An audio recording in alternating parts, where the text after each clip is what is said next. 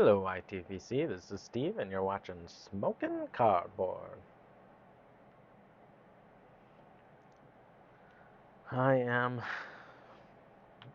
smuggling my Mark Tinsky Corbett billiard. This is an unfinished pipe that my oily hands have finished. And in it, I'm smoking Esoterica Dorchester. One of my 10 for 10s.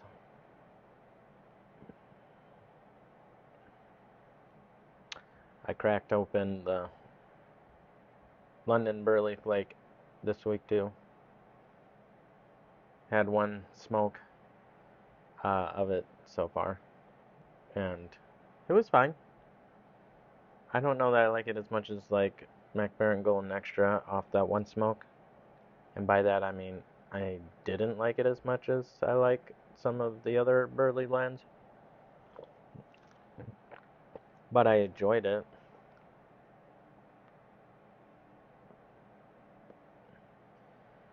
This Dorchester is kind of a surprising blend.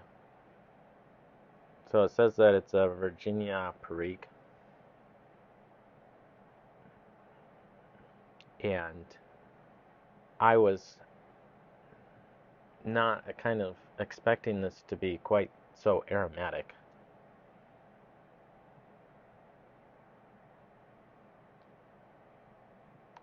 Uh, the Perique is pretty hard to detect, but it has kind of a berry licorice topping that's subtle. But still, for not having like any mention of anything on the tobacco, it's pretty prominent. It's enjoyable though.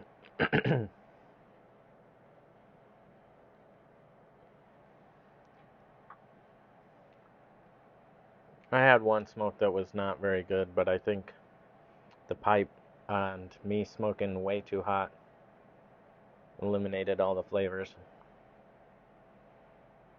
I keep being surprised how much of a difference which pipe you smoke could blend in. Mostly breaking in pipe stinks.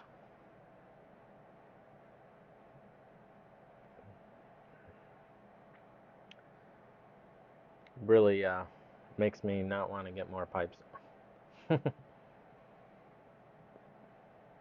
just don't smoke enough pipes that uh, taking the time to get like 15 smokes in a pipe is a lot of smokes.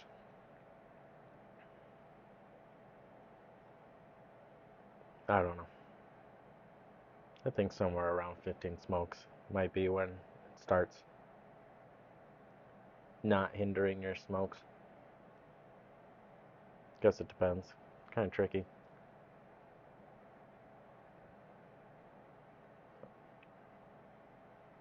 This is one of the long, what do I want to say? I've had this pipe for a long time. Um, Back in the late 2000s, I want to say. Hmm, maybe not. Maybe it was right before the 2000s. I realized 9mm pipes was my way forward, and I bought two Fountain pipes, and then I bought um, this Martinsky pipe. I had it commissioned for me. That was back when I was dropping pipes on the floor. I'm pretty sure there's still some like cement imprints on this bad boy. Just wasn't like careful enough. And there's something about like being able to hold a pipe in your mouth where it's kind of tricky to feel what's comfortable and what's hard enough to hold the pipe there without letting it loose, but not like chomping down on the pipe. That you don't think about that anymore. Regardless, this is a really great smoking pipe now. I can put pretty much anything in here, it's going to smoke great. A lot of key is the only thing I don't put in this pipe.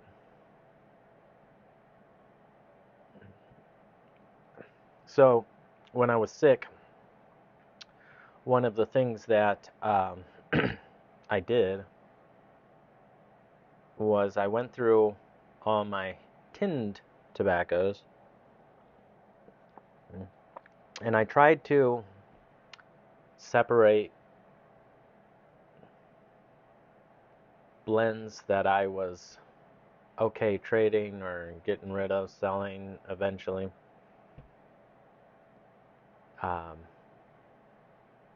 And it ended up being quite a bit.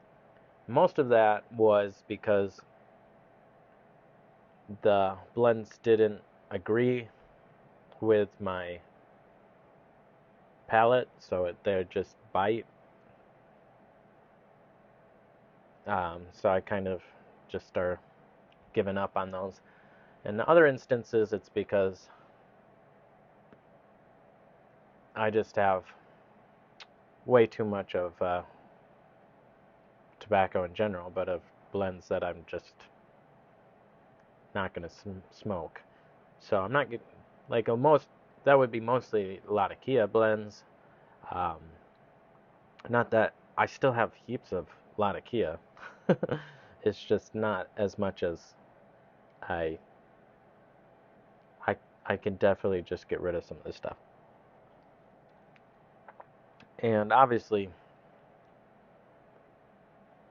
tin blends are going to be a lot easier to get rid of than bulk. And by bulk, in some cases, my bulk are stuff that were not bulks, but they're in jars. So I haven't gone through any of that stuff. But just had some foolish buying when I was earlier in, where I was buying too much of blends I'd never smoked, period. So that's really kind of the consequence of that, is having this box for trade. And I used a website to keep track of it all, and I was kind of keeping track of stuff I had acquired. And man, if I ever need motivation to stop buying new tobaccos, is just go through all my tin stuff, because I have way too much.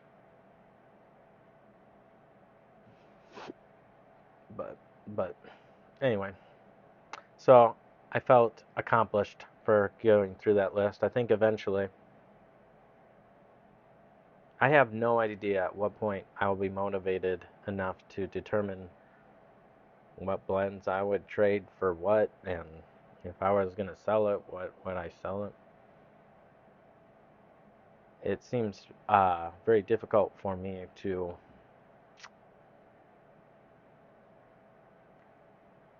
try and offload any of that stuff. Obviously, the trading is pretty simple.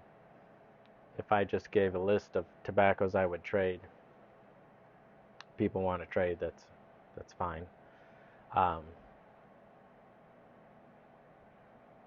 Shipping is just kind of the cost of that.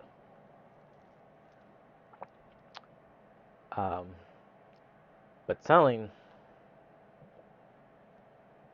I would never want anybody to think they were being taken advantage of. So and I know that in general, pipe shops, I mean, there's tons of people that are buying tobacco all the time, but you pretty much would rather buy from a pipe shop and get free shipping or whatever than buying from regular Joe Schmo, unless you were getting a way better deal than what you could get at a pipe shop. But with tin tobacco, it feels like, what's the rush? I mean, prices are only going to keep going up on the tobacco. So maybe you have to sell a tin for like $8 for people to really feel like they're getting a deal now. Where in 5 years you could sell it for $12 and now people are feeling like they're getting a deal. So I guess that's where I kind of struggle with what to do with any of that. But it was kind of at least helpful for me to have separated out some of those tobaccos.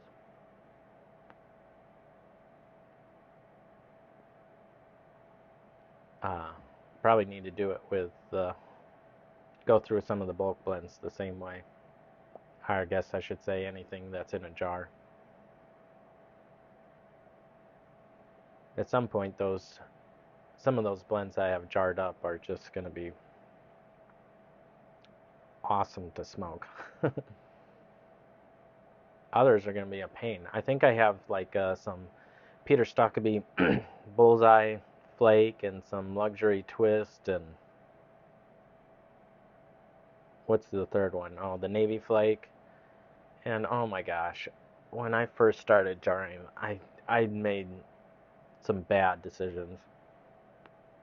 And one of those was to use as much of the jar space as I possibly could. I remember my daughter was helping me too. So there's like 8 ounces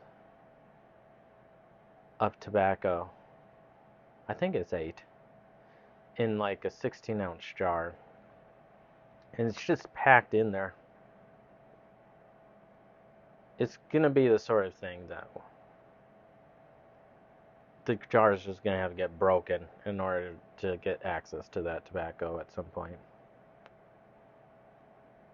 It took me a while to realize, especially with flake tobaccos, to just give it a little space. Don't cram it in there. I don't know.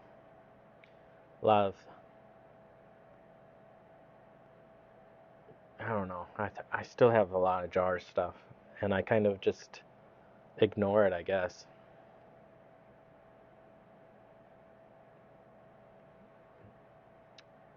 I guess I ignore it because they seem stressful. I don't know why. But maybe next year it'll be the year of I'm gonna only smoke tobacco that's out of a jar that I didn't just put in there.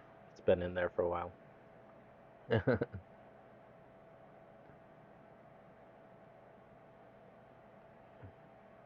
Anywho, I don't really have much to say.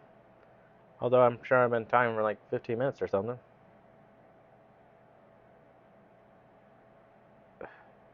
Still got a cough, but it's mostly clearing up. Starting to feel better.